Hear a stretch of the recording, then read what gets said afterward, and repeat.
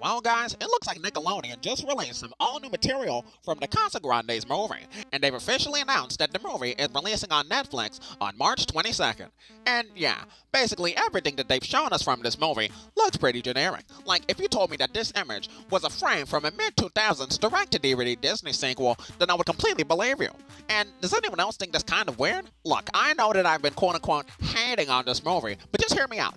Nickelodeon is owned by Paramount, right? And doesn't Paramount have their own streaming service that's hemorrhaging money and losing subscribers? So why the hell aren't they just putting the Casagrandes movie on Paramount Plus? It's like catching a case of chlamydia and then trying to treat it with aspirin and Valium. Like, in the end, all you're going to be left with is a headache and an itchy crotch. Paramount obviously has no respect for the Casagrandes. I mean, why else would they cancel the show out of nowhere in 2022 and then sell the movie to Netflix 2 years after everybody's forgotten about the show? Like, I know pimps that treat their prostitutes better than Nickelodeon treats their cartoons. And it's not like they treat their live-action shows any better. They canceled a whole bunch of teeny-bop Disney rip-off sitcoms that nobody was watching.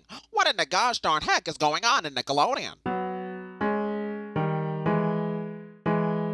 Until this part, where it's revealed that Squidward is gay. Oh, yeah, I forgot.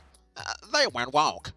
But even with all that in mind, Nickelodeon's mistreatment of the Casagrandes really doesn't bother me, because the show is literally just a Mexican loud house. So of course, the show is as poorly made and asinine as you would expect.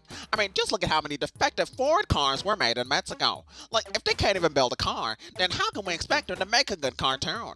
I think that way true American cartoonians should just pretend that the Casagrandes doesn't even exist, because the show was literally just the loud house's parasitic twin. It took time and money away from the main show, just so Nickelodeon could try to appeal to the millions of Mexican children who weren't even watching the Casagrandes in the first place.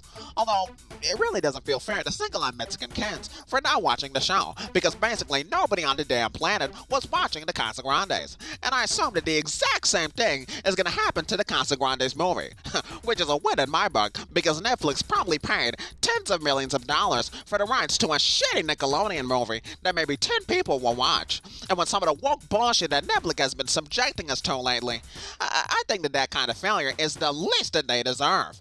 Either way, I'm a BNG-tuber, starting up my mom's car with a Ricky Martin CD so that I can listen to that one song from the end of Shrek 2 and signing off. Bye!